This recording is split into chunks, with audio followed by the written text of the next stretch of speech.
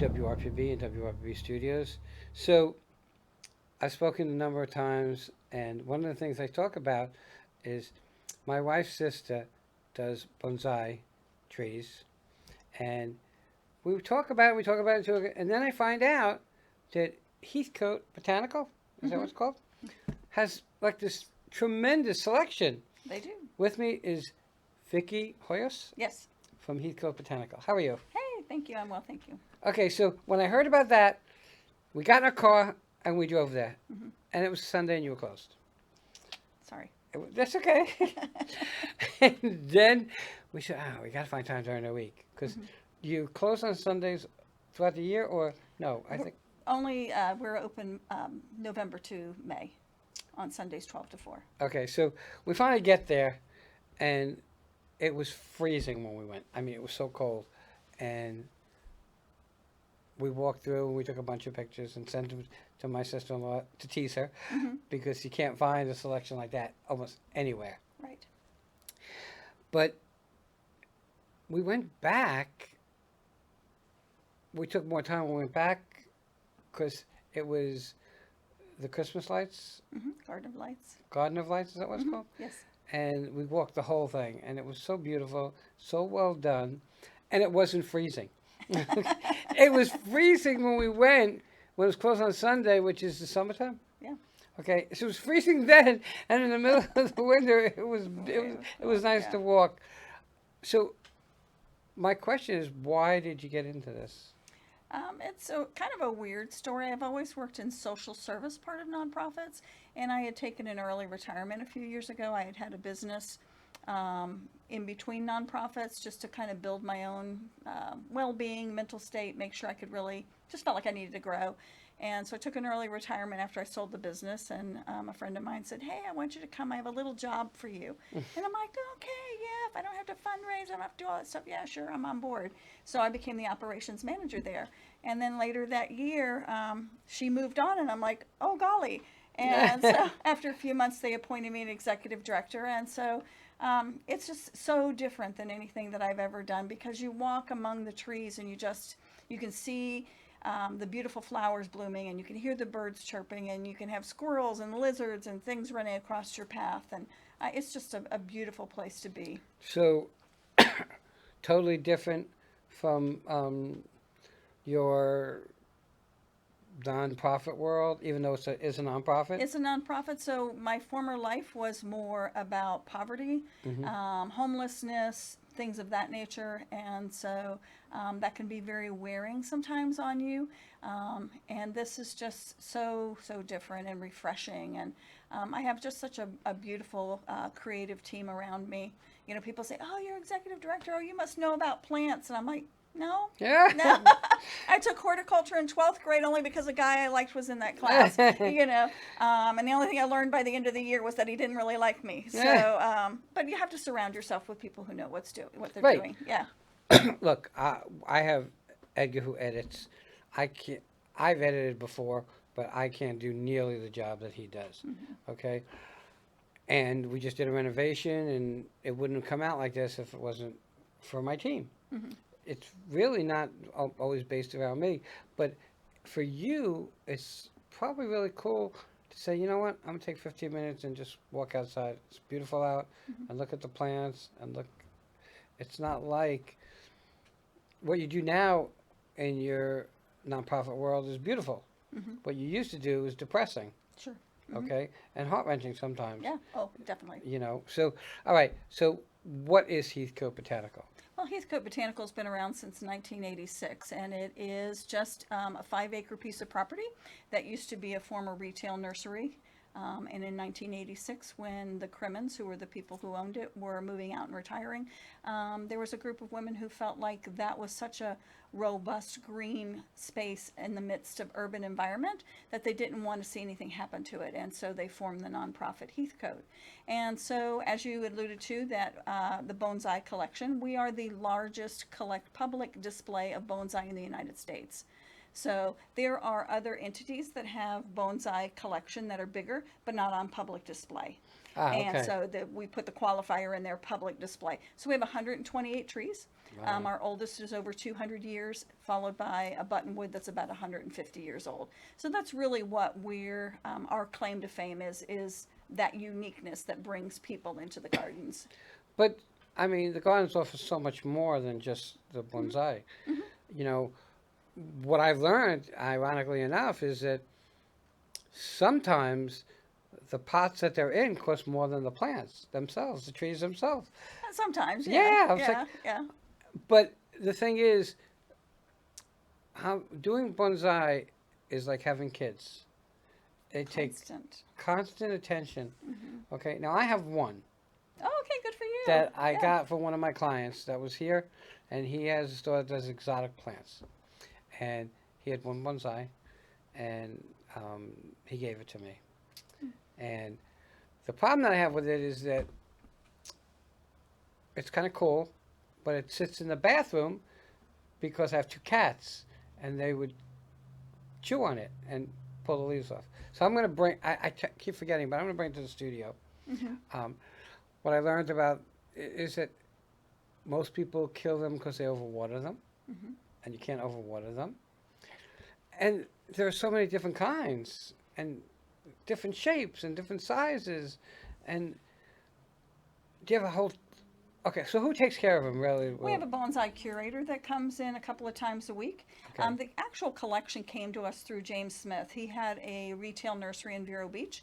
His passion was bonsai, and so he would teach under some tree there, and I was going to say some magical tree in his in the middle of his retail nursery, and he would teach the bonsai classes every Sunday afternoon.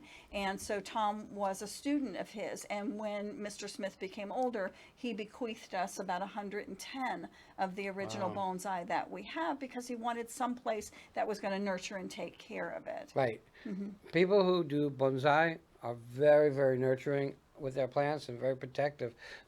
But again, we went to Heathcote for the bonsai, Hmm. but we stayed because of everything else that's there. Sure. So that, how much staff do you have? We have a very small staff. We have 6 staff. So 2 of us are full time, the rest are part time. And so the bonsai occupy about a third of the property, and the other 2/3 is very organically grown tropical lush garden rooms. So we have a rainforest, we have a butterfly garden, we have a Japanese garden, we have what they call the Cracker House or Pioneer House, which is a replica of how the original pioneers settled. That was donated to us from the folks at the Adams Ranch. Oh, wow. They have a similar one out there. And so there's just a lot of walking around a very vibrant children's garden as well. And so we want to have something for everybody. So somebody may not even care for bonsai. Go figure that. Yeah, think of that. Can you imagine? No. But they want something else. And then those who come for the something else and then find the bonsai, they're like, oh my gosh, what is this? And tiny trees. And so our hope is, particularly with some of the youth that come through from the inner cities, we had some last summer, and we were teaching them about snipping and caring for it. And I try to tell them, this is a full grown tree. It looks like it's in a very small environment. But like you, with right kind of care and nurturing, you can prosper in this community. We live in a small town, and so you too can prosper if you're given the right kind of nurturing and encouragement. We have been constantly looking for bonsai classes. Hmm. So we found a place, and the person who was going to do it left. So we never went. So do you guys do classes there? We do classes about 4 times a year. Okay. Tom himself teaches them. He'll take you everything from starting a bonsai. And I always caution people, he brings you this tree and you're like, oh my gosh, it's so beautiful. I love it. By the time the class is over, you want to weep because it looks like a Charlie Brown Christmas tree. Because you're starting that process of pruning it and growing it. And so getting it to shape the way you want to in a real bonsai style, because there's different styles of how the Right. trees naturally grow. And so he's going to strip your tree down for you. And so we have had people that have cried and said, oh my God, it's so sad. But that's part of it. So now the care and concern is put back on you to take care of that. And then from there, he'll teach you about wiring, how to wire things up. You can actually simulate and make it go a certain direction. So 4 times a year. Okay, so there's 6 of us that are waiting for a class. Mm-hmm. So you got to let me know. Oh, we got one coming up. See ya? Yeah. Uh-huh. Okay, so you got to let me know. Okay. And we'll discuss that off the air. All right, so you take on this position of executive director Mm-hmm. of a field that you really weren't in. You know the nonprofit industry, Mm-hmm. but it's like, for lack of a better word, it's like starting a new business because it was something that you weren't in. Did you have support, family support? I did. I have a very, very supportive family. My husband and I have been married for 30 years, and he's like, "Babe, if that's what you want to do," I'm like, he doesn't even like, "If that's what you want to do, go ahead." I mean, but we have two aviation businesses as well, which I support him in, and so it's whatever makes. And I'm really, really happy there because I drive in and I go, "Oh, I'm going to just see such beauty today." And there is, and it changes. We're considered a living museum, so every day you go in, something is different Right. because it's living, it's breathing. It's pretty interesting because you're right. And if you give me a plant, I'm going to kill it because that's me. Some people don't have a green thumb. Now, this bonsai, I'm really particular about. Is it in dirt? Yeah. Okay. Why? Well, bonsai typically don't do well in dirt. Okay. But to make a genuine bonsai, you have the lava rock and some other things. It's very. But I would just ask Tom about that. But you just kind of. He always kind of winces and goes, "Oh, they're not dirt. They're not soil seekers." So, well, again, I don't know what's under the top layer. What's interesting is there is these things that come out of the dirt in 2 or 3 places. They look like wire. Mm-hmm. Okay, and they come out of the dirt. Now, the branches aren't wired, and the branches are starting to get some green little leaves on them. Okay. So I'm thinking it's doing well. So it's in the second bathroom, and I have this little whiteboard, almost calendar whiteboard, and when it's time, it sits in the sink. I turn on the faucet, and it gets a little water into the thing. Not too much, because I was told not too much, and I move on from there, waiting to figure out what to do, and I keep forgetting to bring it in because it's really cool. Mm-hmm. And I wanted to bring it in. But again, there's more to the horticultural world than just bonsai. Mm-hmm. Okay? And you did the Garden of Lights, so I did that. And it was a little chilly that night if I think I went, because I remember getting hot chocolate. Okay. Okay? Because not only did you have this Garden of Lights, but you had an area there where they had food vendors. Yes. You had a food truck, Mm-hmm. or 2 food trucks, I think, or maybe 3. And you had coffee and hot chocolate. Can't go anywhere where there's no hot chocolate. So you guys did it right. Mm-hmm. Okay. And I was like, if you go to Heathcote during the day, you're seeing all these beautiful plants and all these trees and stuff. But if you go to the Garden of Lights, you almost pass the trees and stuff for the lights. You don't see it. It's the darkness is the thing that illuminates, of course, the lights. And all of those lights, all those fixtures are handcrafted.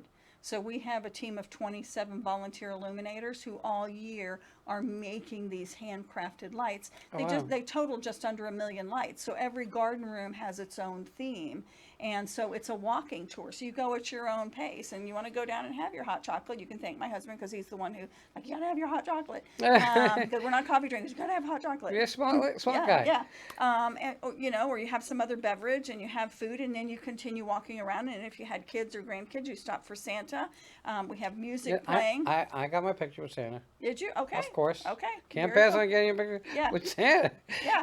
How would you be if Christmas time if you don't sit on Santa's lap? Did you sit on his lap? I don't think you did, Wayne. Come on. But I said really close to this. Close enough. Yeah. But over and above that, the people that came out that night were so nice, and everybody was in such a good mood, and everybody was feeling the season and the lights, and it's almost like going to a place where there's horses. There's a connection that you get with the horses. There's a connection you got with, for lack of a better word, the trees and stuff. It's got its own aura that if you're that kind of person, you'll feel and it gives you a positive feeling. Okay, I'm really big into like energy. Okay, and you walk through there and you re-energize, and over and above that, you know that without being religious or anything, that God does some amazing things because some of the things that grow naturally in this world are pretty amazing. I want to know, well, for most people, they need to know what the hours are because there's nothing worse than going there and it being closed. So, Sure. what are the hours? So we are definitely closed to the public on Monday. We are there behind the scenes doing a lot of fertilizing and just all the ick stuff that we don't want to do when people are around. So we're closed on Mondays, but we're open Tuesday through Saturday from 10 to 4. And then on Sunday from the first one in November to Mother's Day, we're open on those Sundays from 12 to 4. Okay, so you had Garden of Lights. Do you have any other specials during the year? We do. We have a couple of trade ones. We've got one right now coming up on May 18th. It's called Engines in the Garden. And it is all things engine related. So it's vintage cars, tricked out bikes. We're going to have vendors there, food. We have live music coming there. So people can stroll and just enjoy all things mechanical, loud, obnoxious. Okay.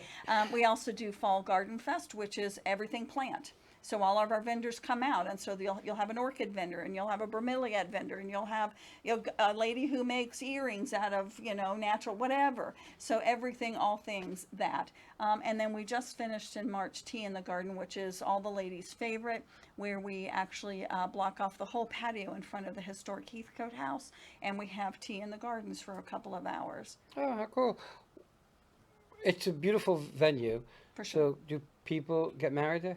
They do. We're one of the last places where people can come and have their weddings there. They can have birthdays there. As a matter of fact, recently we just had a memorial service for somebody there. So whatever, if somebody enjoys the outdoor space and understands that you're in an outdoor space, then it's great. It's beautiful. For me, what's most beautiful about it is they don't kill the stuff like I do. So it's very, very different. Some people can just do it. I can't. I was really nervous when he gave me this bonsai because the last thing you want to do is kill a bonsai. Okay? And it's like, don't overwater it. Okay, I'm not going to overwater it. I'm going to write down a schedule and make sure I do it as best I can. And that's one reason I wanted to take the class. But now I know you have one coming up. We're going to find out about it, and I'll call the people that we're going to go and see if they want to go. But Heathcote Botanical, where are you located? We're at 210 Savannah Road. So we're kind of really right in the heart of Fort Pierce, right off of US 1. So if everybody knows where the former Dairy Queen is, we're behind that on Savannah Road. So when I'm heading north on US 1, I think I make one turn too soon, and I end up in a parking lot. The church parking lot. I've done that too. How many times? I end up in the parking lot. Yeah. How did I miss it? Yeah. But I can't. And there's a house back there too. Does someone live in the house? That's our offices. I know you have offices in the front too. No, the front is a gift shop welcome center, Right. and then the back is a 102-year-old home that was moved there by the Crimmins, who had the retail nursery in 1967. So they moved it there so they could be right on site with their nursery. They moved it off of Delaware Avenue. So that becomes right now kind of like our office. So I'm on the second floor, so I get a lot of exercise and a very narrow stairwell every day. Everybody. We have such great things around here, and most people don't know, and that's why we invite people like this on, so that besides people that live here, you know where to go. Even people that live here. Like I said, I had no clue. I've been up here 10 years. Wow. It was only last year that I figured out to go there. Okay? We have amazing things within our backyard that we should go and enjoy, and that's one place you should go and enjoy. And if you ever watch, I don't know which Karate Kid it was, but it was based around bonsai, you'll get to see how important care of a bonsai is compared to anything else. Those little trees, they're just like worked constantly to be what they are. And they're not so little. Some of them are 400 pounds. So their pots are probably, some of them may be as long as this desk here. Right. And then they're out and they're, they've got a full canopy on it. So there are smaller ones and there are some really, really big ones that when a storm comes, we can't even move them. We have to just basically take them down off the pedestal onto the ground. Right, and that's another thing. We're in Florida, hurricane capital of the world, so you have to really be careful. Yes. Everybody, check them out. Okay, right off US 1, I think you're just north of the tracks, right? We're north of Edwards, yes. Yeah, Edwards. I call it the tracks. Edwards. It's a great couple hours to spend with family and enjoy nature, which a lot of us don't get to do during our day. We're in an office. We're kind of in a store, in a retail place. We're never really out enjoying what this world has to offer.